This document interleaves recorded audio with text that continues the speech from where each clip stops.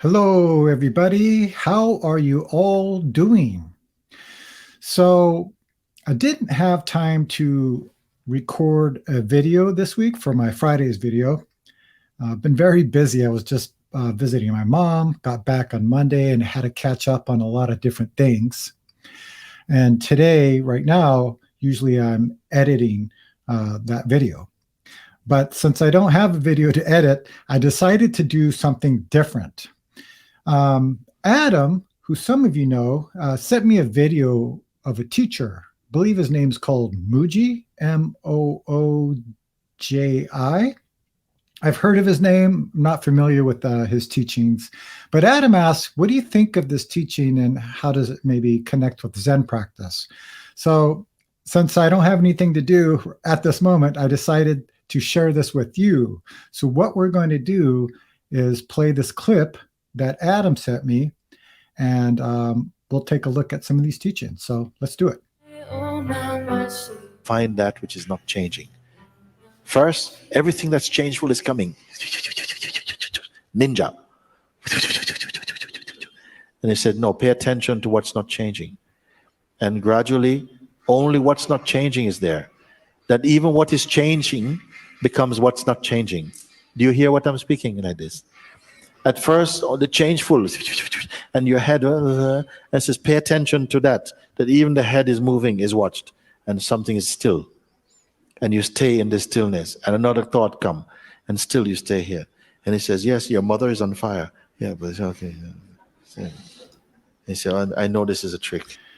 It's an interesting teaching. You hear this in Zen practice as well, about how everything is changing. Everything is coming and going. But he kind of pointed out something interesting too, and I've been talking about this a lot lately, is that there is nothing that changes. There is no coming and going. Because in this moment, there is no past, there's no present, and there's no future. So there's nothing appearing or disappearing. Only when we're thinking, we have a past, present, and future, and everything is coming and going. So that's an interesting point. Things coming. And then somehow, no effort at all. Then what was changeful becomes unchanging.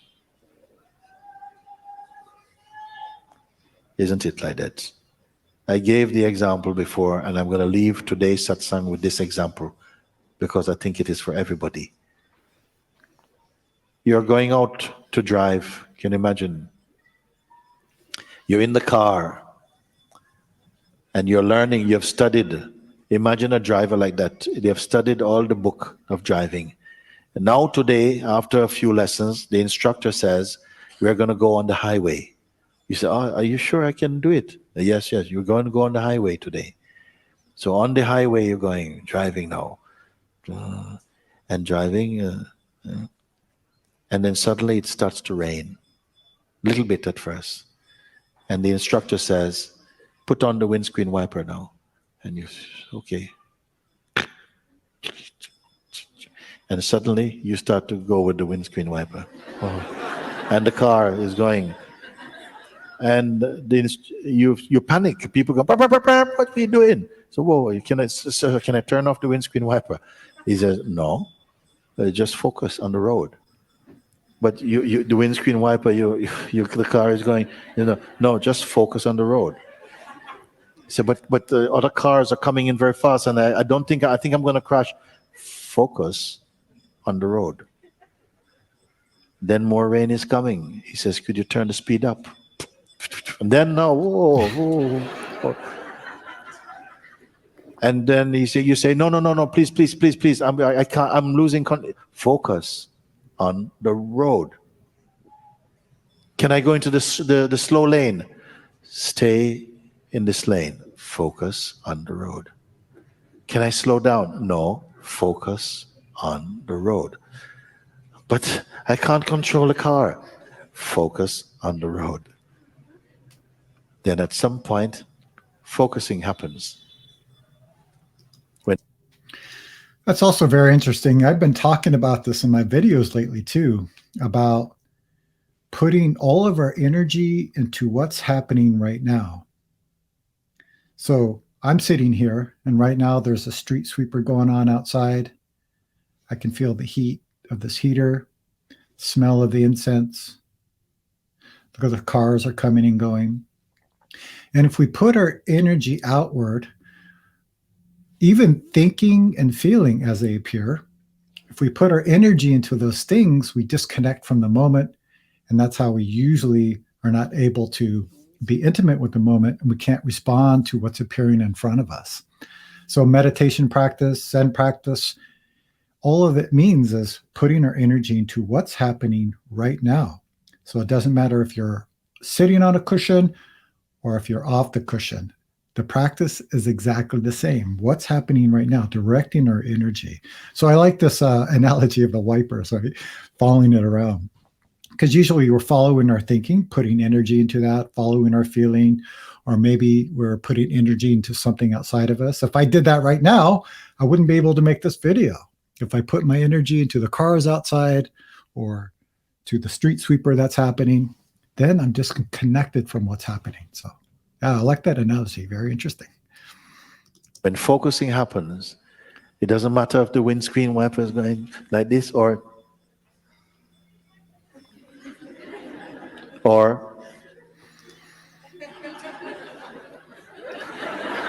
it doesn't make any difference because the focus has happened. It's the same thing. Mooji, but my thoughts are getting focused on the self. Yeah, but it's a big thought, Mooji. It's too big. Focus. It's an interesting statement. Focus on the self. So that brings a question to me automatically. What is the self? Let's see if he dives into that. Focus on the self. Oh, but there's now lots of thoughts are coming on my feelings. I just feel like I can't do it. Stay as the self. Yes, but my mind's going to explode. Let it explode. Stay as the self. But help me, teach me some mantras or something. Stay as the self. But how can I stay? Show me how, what techniques. I understand intellectually. Stay as the self.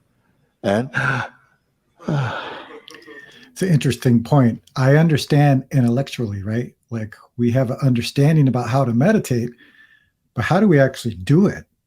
And he keeps bringing up the self, and Zen, we teach about true self, which just means that you and the moment are not separate. It's not this individual self that separates everything. Now, thoughts, wow. You okay?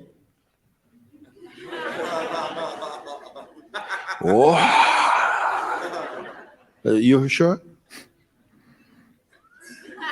Yeah. Are you tight? Stay as a self. You're panicking. But how am I going to do when I leave here? Stay as the self.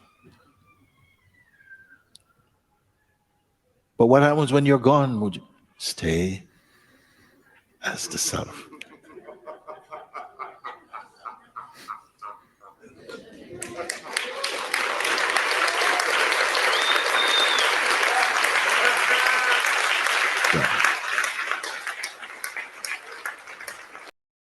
I like that. But what if you're gone, Mooji? Stay as yourself. So not being dependent on a teacher, not being dependent on a meditation technique, not being controlled by what we want or don't want.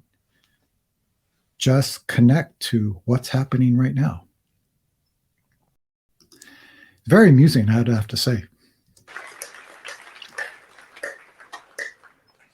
It may sound oversimplistic, even naive as an advice, but it is the sage's secret.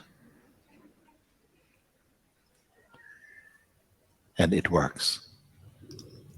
Oh, I guess this video is called The Sage's Secret, right? Very simple secret. Don't keep picking up thoughts. Oh, I must do that, or do this first. Just stay there.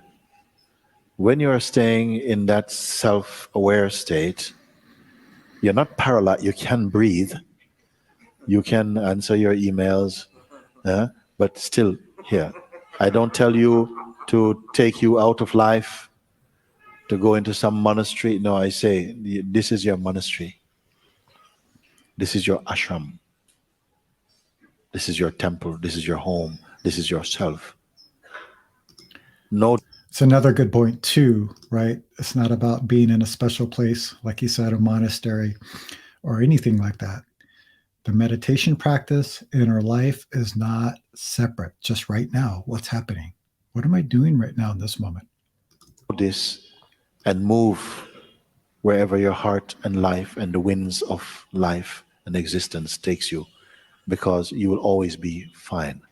And even the day when this body shall fall, you'll be here to watch it also.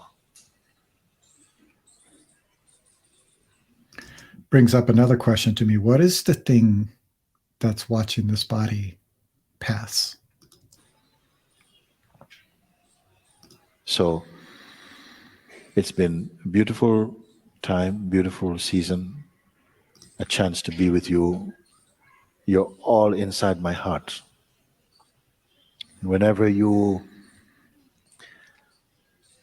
have that call to be home, to pay attention, do like I point you, not more, not less. It's simple enough as it is.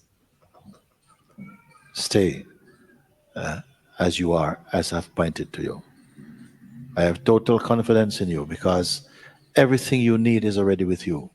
I have not told you you have to need some instrument from another room or from another place. Pay attention to only that. And by, you'll find the right balance somehow with the outer life. It's all passing anyway. That's not your real place. This is our playground for now. But your real place is here. Whichever dimension you go to, it will serve you to still be here. This is what I have to share with you. Om Namah Shivaya. Om Namah Shivaya. Om Namah Shivaya. Well, very good teaching. I like this, what he said at the end too. The way we would teach us is let your mind go anywhere, any place. But because we're putting our energy into this moment, we're not moved around by anything. You know, one time I heard Hyon, the sixth ancestor of Zen, talk about true samadhi. And usually we think samadhi means not moving mind, right? Your mind is one point, it doesn't move. But what Hyon was saying, that a not moving mind means that you can be in this moment or connected to this moment no matter what's happening, whether you're driving a car in traffic or you're maybe you're doing sitting meditation in downtown New York, or you're sitting in a monastery, or maybe your kids are screaming at you. Just connecting to what's in front of us, not being moved by our thoughts or emotions or the things around us, then we're able to respond to what's happening in a clear and beneficial way. So anyways, I thought that was very interesting. It's the first time I've seen a video from this teacher, Mooji. Let me know what you think about this. I know people send me stuff sometimes and ask me what I think. I usually don't have time to watch it, but if this is something you're interested in, let me know down in the comments. And also, if you do have a video you'd like me to check out, either email it to me at jason@jasonquinnzen.com. You can put it down in the comments below. Yeah, I thought it was pretty interesting. So let me know what you think about all that. I'll put a link to this video down in the description if you want to watch it. And I will see you very soon.